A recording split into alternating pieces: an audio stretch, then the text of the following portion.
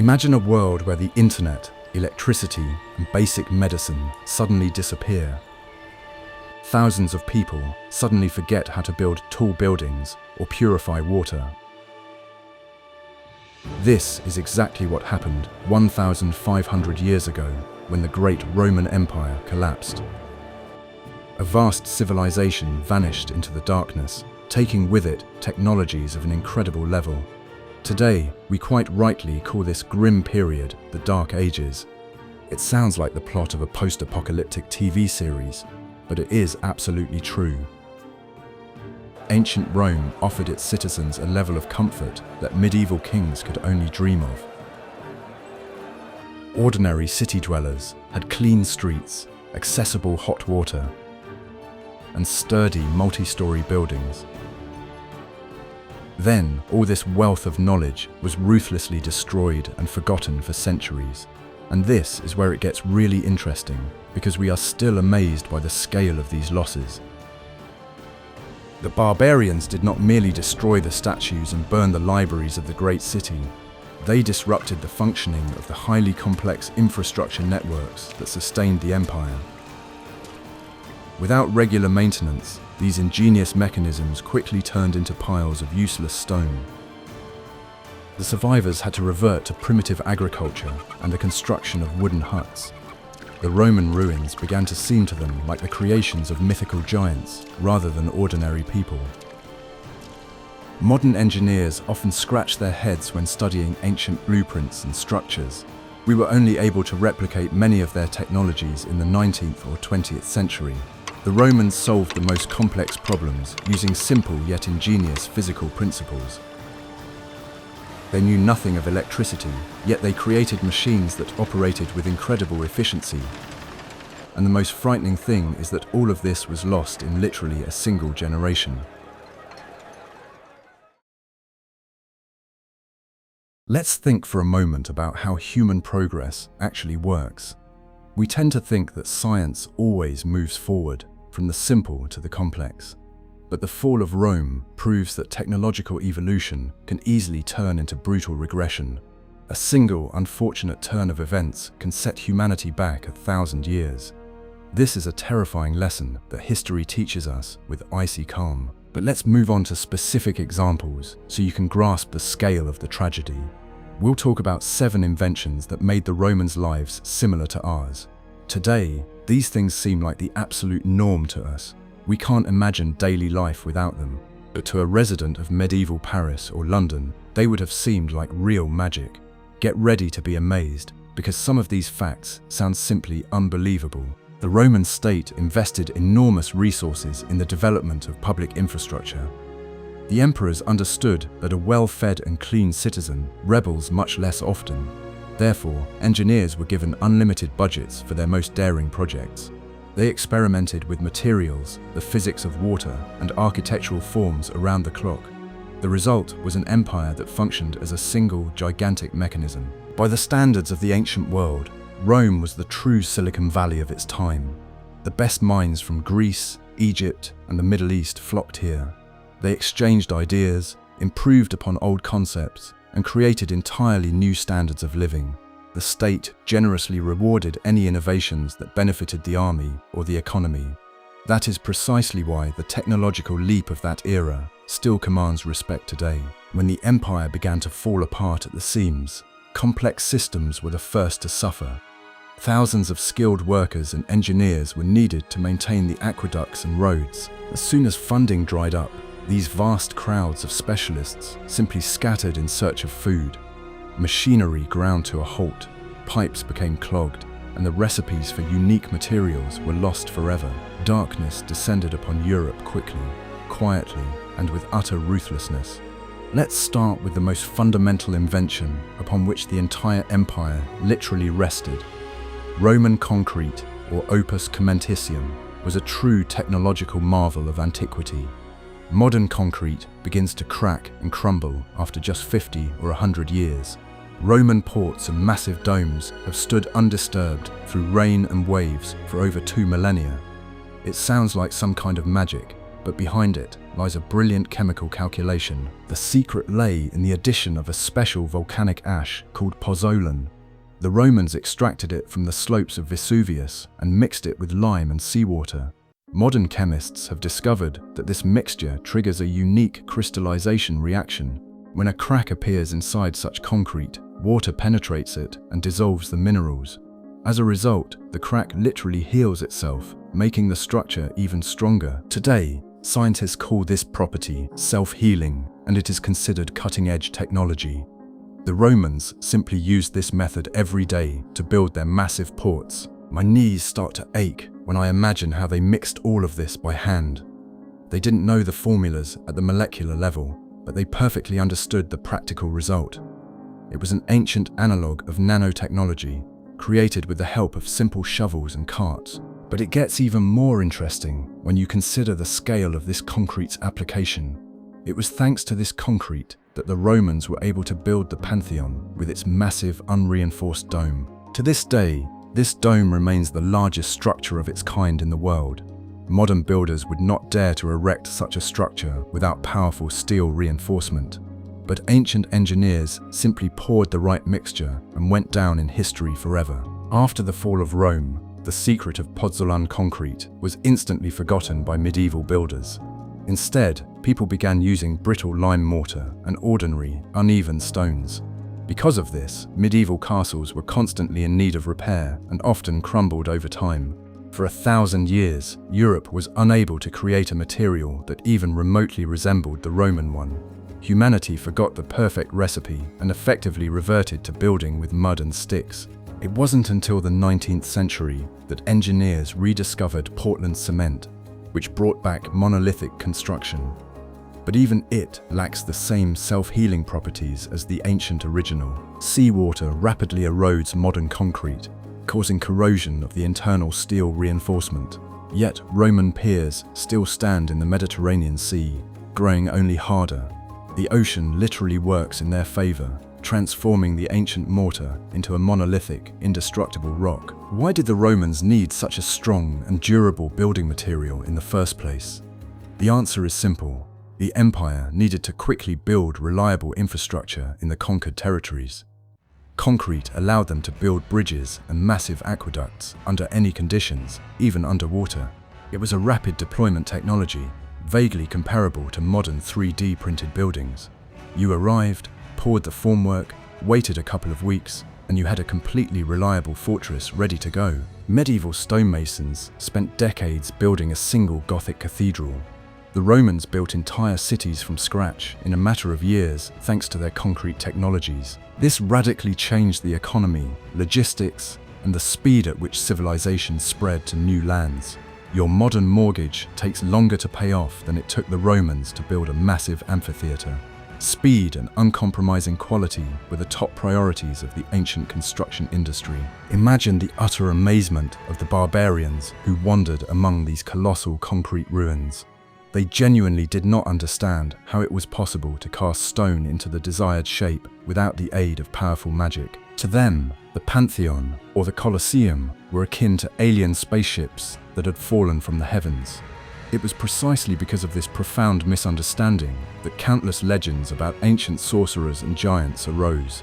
In reality, it was merely applied chemistry, multiplied by generous government funding. The loss of the secret of Pozzolana set architecture back a full 10 centuries into the deep Middle Ages. If this incredible material had remained available, European cities would look completely different. Perhaps we would have begun building modern skyscrapers as early as the days of knightly tournaments, but history decreed otherwise, forcing us to retrace this agonizingly long path. And modern chemists are still desperately trying to fully replicate the ancient Roman recipe. Now let's talk about a comfort that is far from accessible to everyone today. Underfloor heating is considered a hallmark of modern luxury housing, or simply a high-end renovation. The Romans solved this problem long before the advent of electricity, plastic pipes, and thermostats. They invented the Hypocaust, a brilliant central heating system that utilized the space directly beneath the floor. This technology allowed homes to maintain a summer-like temperature, even during the coldest winters. The Hypocaust worked surprisingly simply. yet was incredibly effective for its time. The building's floor was carefully raised on special brick columns about 1 meter high. In the basement, specially trained slaves constantly maintained a strong fire in a large furnace. Hot air and smoke flowed under the floor, evenly heating the massive stone slabs from below. The smoke then escaped through special ceramic pipes, skillfully built directly into the walls of the building. In this way, not only the floor, but absolutely all the walls of the room were heated. But there was one major engineering problem here that the architects had to solve. The smoke from the furnace could easily poison everyone inside this enclosed space. Roman engineers perfectly sealed the floor so that not a single drop of carbon monoxide could escape upward. The system was so safe that it was even installed without fear in children's rooms. Modern heating installers would certainly do well to learn such incredible precision from the ancient masters. This invention completely transformed the approach to building the famous bathhouses known as the thermae. Roman thermae were enormous complexes where people relaxed, socialized, and engaged in vigorous physical activity. The Hypocaust made it easy to heat public steam rooms to an incredible 100 degrees Celsius.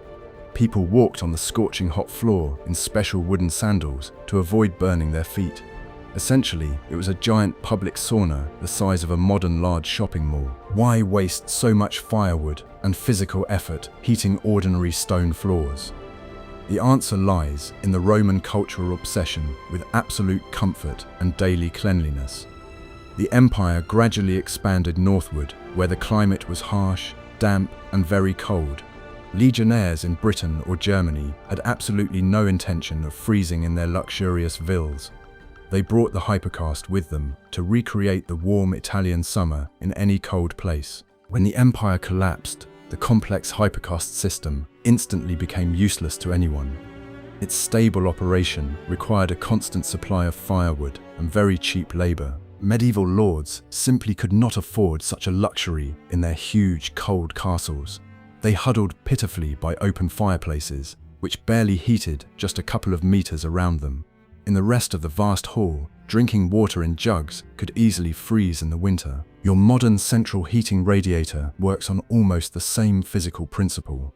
Only we use circulating hot water instead of scorching air and thick smoke. But the very idea of heating a room with hidden heat sources belongs precisely to ancient architects. They were the first to logically understand that heat must rise from the bottom to achieve maximum effect. This is basic thermodynamics, which they successfully applied centuries before Newton and Pascal. Interestingly, the construction of a hypocaust required the highest level of skill from workers and engineers.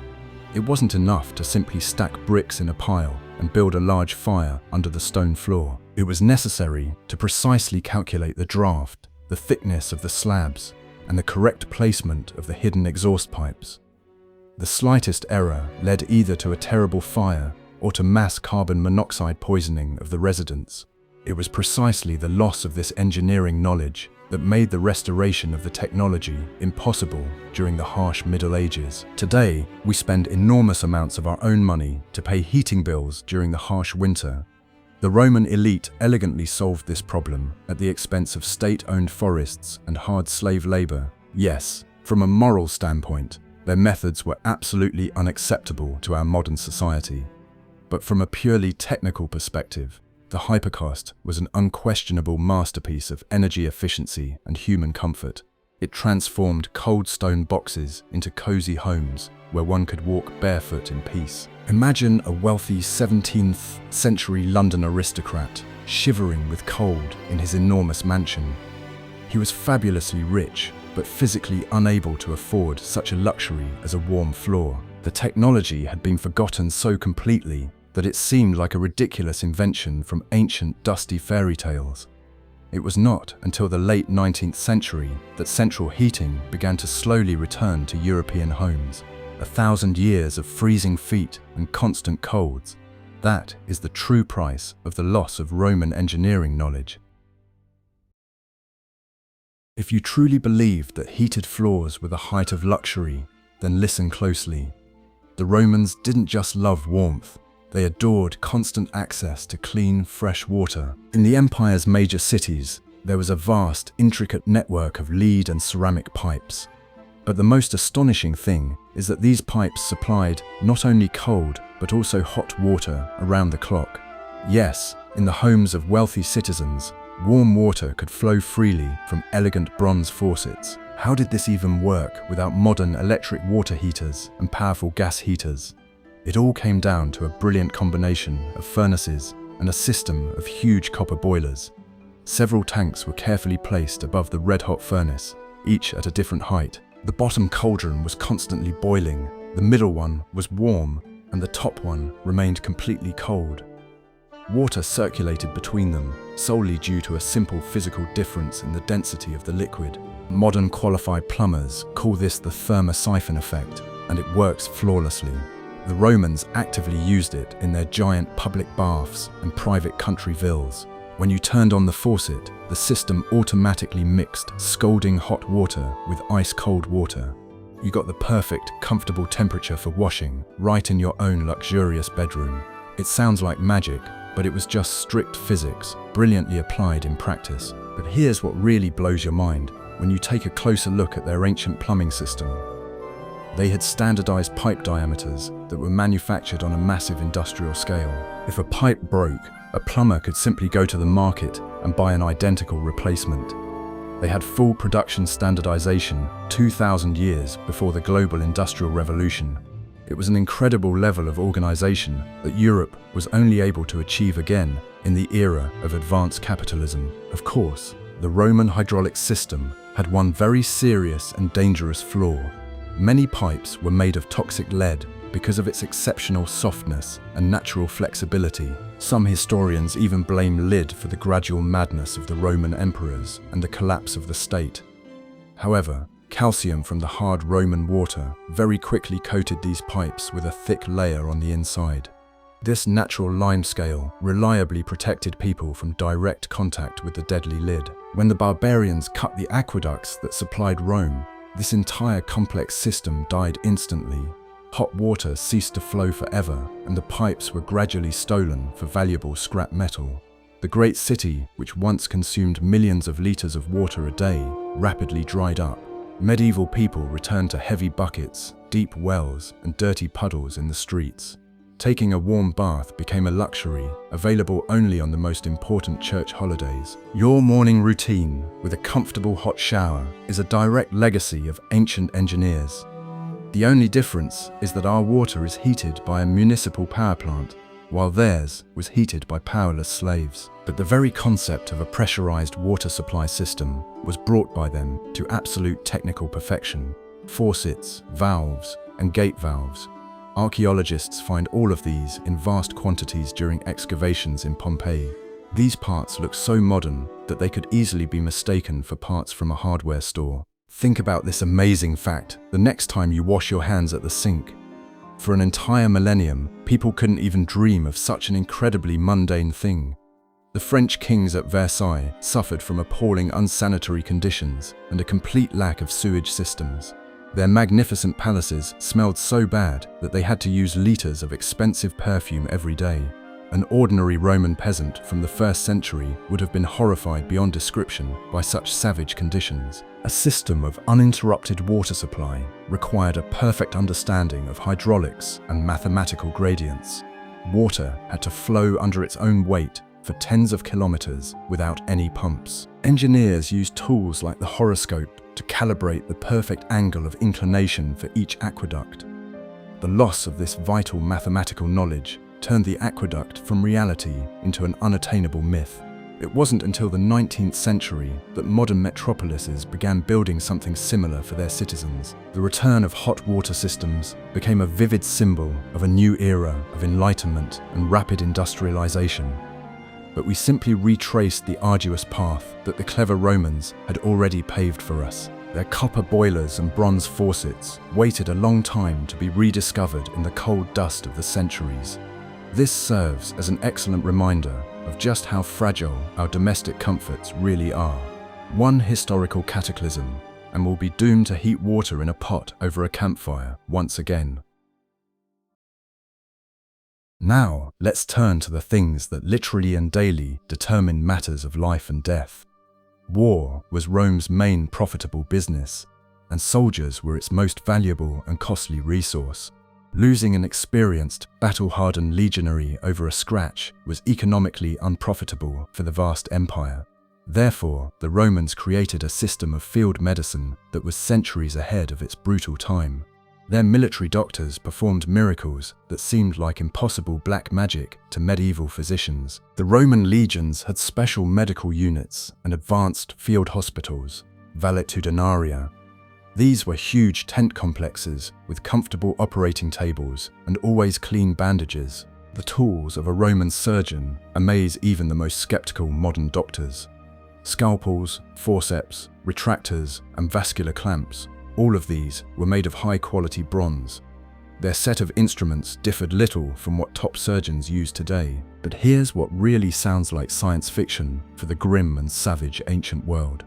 Roman doctors knew of the critical need to disinfect instruments before performing complex surgery. They thoroughly boiled their scalpels in water or heated them over an open flame. They didn't know the word bacteria, but they understood perfectly well that any dirt inevitably causes infection. Modern evidence-based medicine only rediscovered sterilization at the end of the 19th century, thanks to Pasteur. A special healing mixture of vinegar, honey, and wine was used to wash serious wounds. It sounds like a highly questionable barbecue marinade, but science has fully proven the opposite. Vinegar has powerful antiseptic properties and kills most known dangerous bacteria. Honey creates a protective film and promotes incredibly rapid regeneration of damaged soft tissues. It was the perfect natural remedy that saved tens of thousands of lives on the bloody battlefield. Roman surgeons were skilled at performing the most complex operations with great precision, including cataract removal and trepanation. They expertly stopped severe bleeding using special clamps and ligatures for veins. If a soldier was struck by an arrow in the leg, he was not doomed to an inevitable and painful amputation. The doctor carefully extracted the metal tip using a special instrument called Diocles' spoon. The chance of survival after a serious injury in the Roman army was higher than in Napoleon's famous army. After the fall of the empire, this incredible medical and scientific foundation was completely destroyed and forgotten.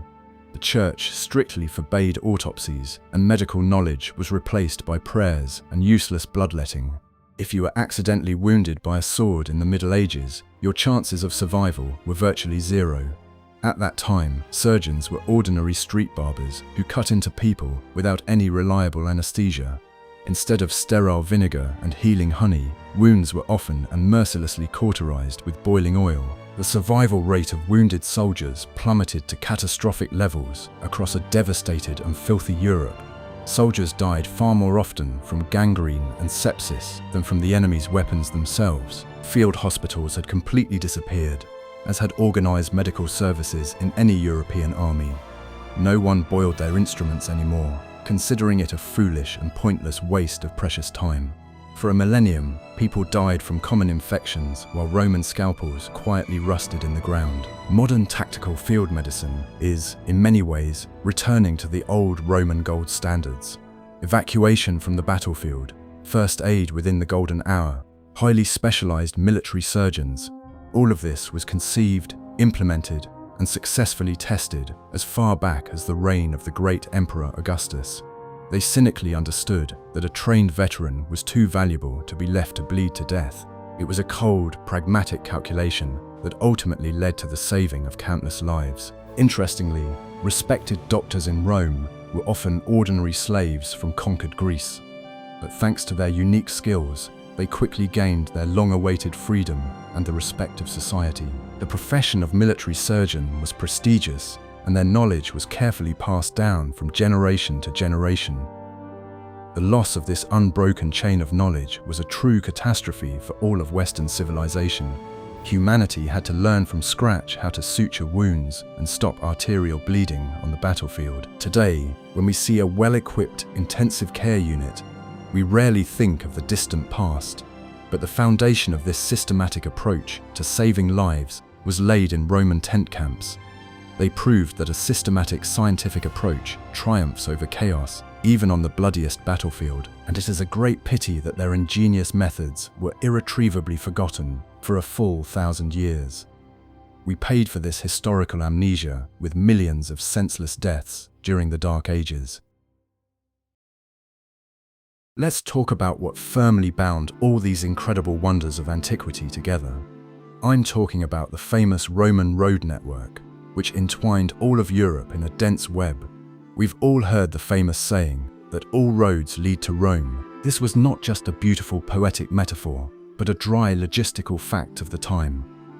The empire built more than 400,000 kilometers of roads for various purposes and of stunning quality. But here's what makes this figure truly mind-boggling and fantastic for the ancient world.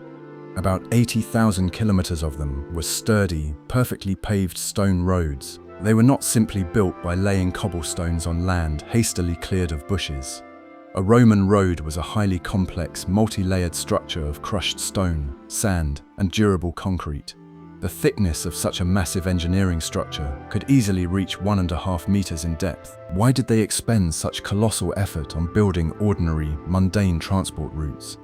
It all came down to the speed at which heavily armed legions could move across a vast and turbulent territory. The army had to respond as quickly as possible to any uprisings in the empire's remote provinces.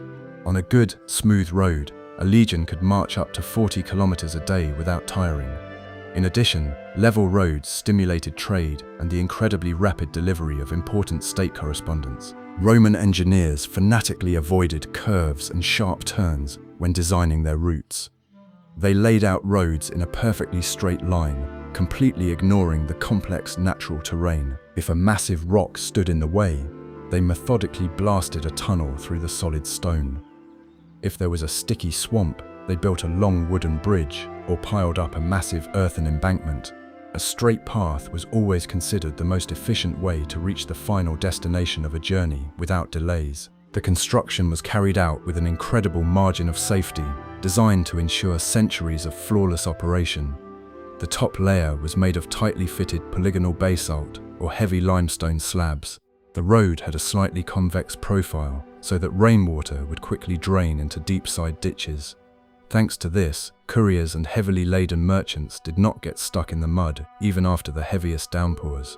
And most amazingly, many of these roads have been perfectly preserved to this day. When the Roman administration collapsed, there was simply no one left to maintain these vital arteries. The roads began to gradually become overgrown with grass, and peasants hauled away the top stones for their own needs. Europe reverted to muddy dirt paths that turned into impassable slush in the spring. A journey between two neighboring towns could take several long and deadly weeks. Trade ground to a halt, and the economy quickly regressed to a primitive barter system between villages. Your modern multi-lane highway is built on the very same multi-layered engineering principles. A mandatory sand cushion, a thick layer of crushed stone, drainage, and a solid, even surface on top. The Romans were the first to realize that a road should not simply lie on soft, damp ground. It must be a massive foundation capable of withstanding thousands of heavy carts every day. And they implemented this principle without excavators, powerful bulldozers, or modern precision laser levels. Imagine the scale of the loss of this amazing logistical system during the Dark Ages. Horses constantly broke their legs in deep potholes, and carts got stuck in the mud, completely immobilized. Roads came to be associated with danger, brutal bandits, and the endless suffering of weary travelers. In the Roman era, you could travel safely from cold Scotland to sunny Egypt on paved roads, but 1,000 years later, a trip to a neighboring county was a feat requiring the drafting of a will. The first real attempts to build such major roads did not begin until the 18th century. Engineer John Macadam devised a method for laying crushed stone, which was later named macadam in his honor. But even his advanced methods were merely a pale imitation of the monumental Roman projects. Ancient roads were designed to be guaranteed to outlive the very empire that created them, and they did indeed outlive it, becoming silent monuments to human genius and hard work. Every time your car jolts painfully into a pothole on a modern highway, remember the Romans. Their Appian Way has stood for 2,000 years and is still usable today. Yes, there is no smooth asphalt there, but the foundation is stronger than in most brand new projects. The loss of this vital technology isolated the peoples of Europe from one another for many dark centuries. The Dark Ages became dark precisely because people could no longer travel quickly and safely. We have already discussed the water supply system, but that was merely the tip of a massive hygienic iceberg. The true engineering marvels of the world were the Roman aqueducts, which delivered clean water to the metropolises. A city with a population of 1 million people simply cannot survive on dirty wells alone. It needs full-flowing artificial rivers flowing non-stop right into its stone heart. And the Romans built 11 such gigantic aqueducts just for their magnificent capital. An aqueduct is not just a beautiful arched bridge that modern tourists love to photograph. It is an extremely complex mathematical problem, stretching for tens of kilometers across very rugged terrain. The channel's gradient had to be just a few centimeters for every kilometer of the route. Too steep, and the water would inevitably shatter the ceramic pipes from the inside with its powerful pressure. Too shallow, and the water would simply stagnate, quickly turning into a dirty, foul-smelling swamp. Roman engineers calculated these gradients with incredible, almost maniacal mathematical precision. Water from pure mountain springs flowed by gravity, passing through filtration systems and deep settling tanks. It ensured the uninterrupted operation of fountains, baths, and even artificial lakes for naval battles. Each day, the capital received over 1 billion liters of the purest, cool drinking water. New York did not achieve a similar level of mass water supply until the mid-20th century, but it's not enough to simply supply water to the city. It must also be properly and safely drained. And this is where the famous Cloaca Maxima, the great sewer of ancient Rome, comes into play. It was a gigantic system of underground tunnels through which sewage was powerfully flushed into the Tiber. The tunnels were so spacious that one could easily navigate them by boat. They reliably protected the city's streets from flooding and the terrifying epidemics of deadly cholera. Your modern city sewer system works on exactly the same simple gravitational principle. Waste is flushed through pipes by a stream of water with the correct, mathematically calculated engineering slope.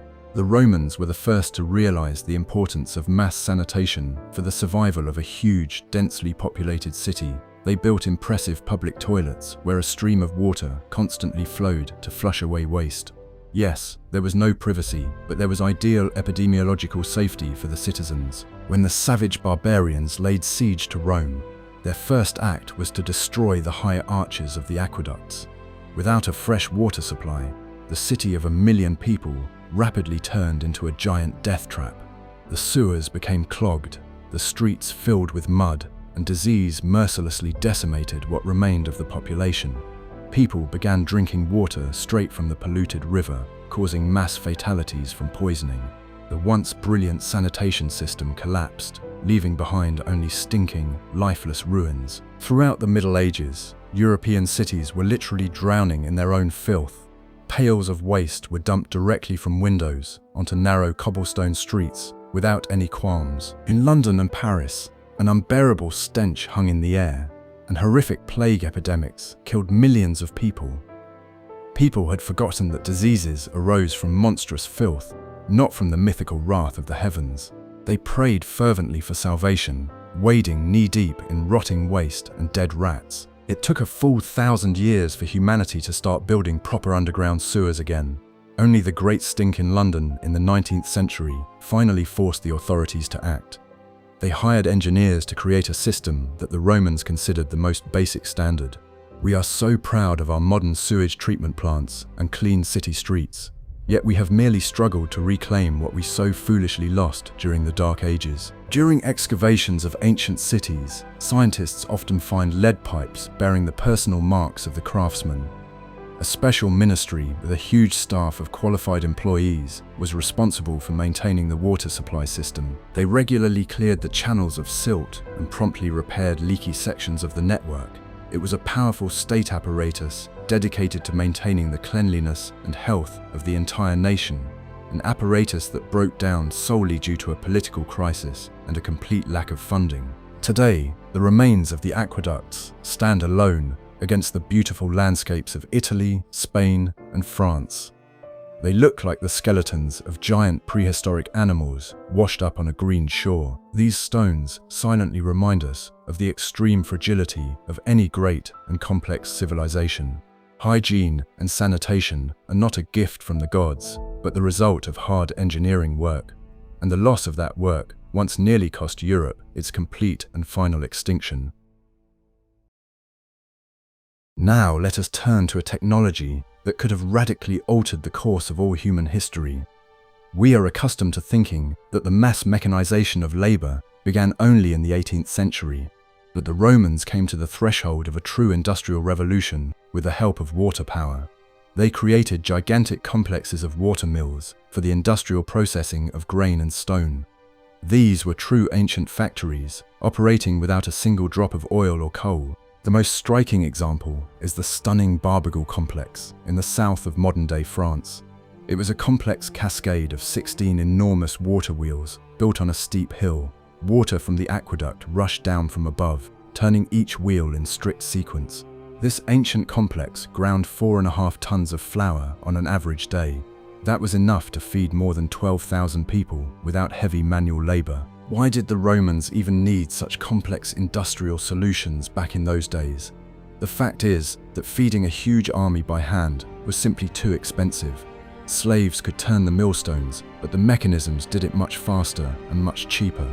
Mills were used not only for grain, but also for the complex cutting of marble. Roman water-powered machines cut stone with perfect geometric precision. In essence, they automated the heaviest and most monotonous production processes in the empire. If the empire had lasted longer, they might have come up with a true steam engine. They already had Heron's aeolipile, a toy powered by incredible steam pressure. They were just one step away from combining a boiler with a piston and a watermill. But the barbarians forever dashed these brilliant prospects with their axes and fierce fire. After the fall of Rome, complex structures like Barbegal were instantly and permanently abandoned. None of the new rulers understood how to repair the intricate gears or clean the aqueducts. The wooden wheels quickly rotted, and the stone troughs became overgrown with moss and gradually fell into ruin. Peasants were forced to return to using hand mills and the muscle power of ordinary animals. Industrial-scale production shrank to the level of isolated, small-scale farming. A water wheel is a simple mechanism, but its efficiency depends directly on the infrastructure. It requires sturdy dams, water diversion channels, and precise, complex mathematical calculations. Europe spent hundreds of years relearning how to build ordinary single-mill watermills, but the gigantic scale of Barbegal remained unattainable until the beginning of the modern era. The Romans proved that nature can work for humanity on a grand industrial scale. Your modern, powerful hydroelectric power plant is a direct descendant of those very ancient wheels. The only difference is that a turbine turns a generator, not a heavy stone millstone. But the very principle of harnessing the potential energy of falling water has remained absolutely unchanged. Roman engineers intuitively understood the laws of physics that Bernoulli later described mathematically, and they successfully applied these laws to create a mass-produced and very inexpensive product. The loss of this vital industrial base set the economy back several dark centuries. Goods once again became one-off items and incredibly expensive due to the enormous proportion of manual labor involved. It is astonishing how quickly society can forget such useful and incredibly effective inventions. All it takes is the removal of centralized control, and complex technologies instantly turn to dust. This is exactly how a true collapse of civilization works: quietly, quickly, and absolutely inevitably. Today, the remains of the cascade in Barbegal look like strange stone steps on a hill. The average tourist will walk right past them, completely unaware of the true grandeur of these overgrown ruins. Yet this is where the pulse of ancient engineering and cutting-edge industry once beat loudly. This place brilliantly proves that ancient people were no less intelligent than you and I. They simply didn't have iPhones, but they did have fantastic ingenuity and perseverance. Think about that the next time you talk about unstoppable technological progress. History does not move in a straight line, striving only toward a bright and beautiful future. It can spiral, forcing us to painfully rediscover long-known facts. Ancient watermills are a vivid and very sad historical confirmation of this, and all that remains for us is to marvel at the genius of those who built these magnificent machines. So, we have examined in detail 7 technologies that disappeared for 1,000 long years: concrete, climate control, hot water, field medicine, roads, sewage systems, and ancient waterworks. What does all this ultimately tell us about the so-called Dark Ages and history? First, it proves that human progress is incredibly fragile and extremely vulnerable. Knowledge does not preserve itself if there is no society capable of technically supporting it. We are accustomed to optimistically assuming that new technologies always supplant old ones due to their efficiency. But the sudden collapse of Rome reveals a completely different, far more terrifying scenario. Technology can vanish without a trace simply because the economic system that supported it collapsed. Medieval barons simply did not have the money for aqueducts and vast armies of engineers. Therefore, they consciously chose degradation for the sake of the basic biological survival of their small communities. Roman infrastructure was very similar to the modern internet or global supply chain. If the power were suddenly cut off worldwide today, we too would find ourselves in the Middle Ages. We would very quickly forget how to manufacture processes or synthesize complex pharmaceuticals. Our precious smartphones would turn into utterly useless pieces of glass and plastic in a matter of days. We are no better than the Romans. We simply happen to be living in a more stable historical period. The Dark Ages became so dark precisely because of the loss of fundamental knowledge about how the world works. People stopped understanding physics, chemistry, and hygiene, replacing them with fears and superstitions. They looked at the remains of the massive Roman domes and considered them magical artifacts. It is a frightening thought to forget one's past to such an extent as to regard one's own ancestors as powerful wizards. It is precisely this amnesia of civilization that is the primary symptom of any global historical catastrophe. But there is also a reason for cautious yet confident optimism in this grim story. Knowledge, once discovered by the powerful human mind, always eventually finds its way back to people. Yes, it took a whole 1,000 years of pain, filth, and endless deadly diseases. But today we have surpassed the Romans using the very same basic engineering principles. We have learnt their lessons, reinvented durable concrete, and built even taller towers. The Romans were incredibly pragmatic people with a very rigid, systematic approach to everything. They took other people's ideas, improved them, and brilliantly scaled them up to incredible proportions. Their secret lay not in magic, but in resources, iron discipline, and hard work. They proved that even in antiquity, it was possible to easily create a standard of living nearly on par with today's. All it takes is a smart application of the laws of nature and never skimping on infrastructure. By studying their mistakes, we must understand the critical importance of preserving our scientific database. In our world, information is stored on digital servers, which are very easy to physically destroy. If we sincerely wish to avoid a new dark age, we must back up our knowledge. We simply have no right to repeat the mistakes of those who allowed priceless blueprints to turn to ashes. Otherwise, our descendants will gaze with superstitious wonder at the remains of our concrete skyscrapers. The next time you turn on the hot water tap, remember those ancient engineers. They stood at the very origins of the comfort we now take for granted. They made mistakes, suffered setbacks, but persisted in building their comfortable, ideal world.